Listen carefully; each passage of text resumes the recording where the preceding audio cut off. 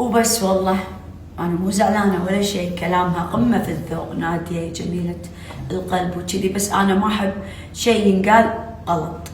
يعني شو اقول لكم، الماعون قطعه ثقيله، عندي اطلع لكم الفيديو لما اقلبه ما ينقلب، يعني يمكن اذا وصلت شوي هذا على الطريق، بس حطيه جربيه. اما من ناحيه ما في طعم، اكيد ما في طعم، لان انا مو حاطه بهارات ولا اشياء. دائما اقول لكم تبون زيدوا، انا عن نفسي لا والله ما ازيد، احبه كذي، ما في لا بهارات ولا اي مواد ولا اي شيء.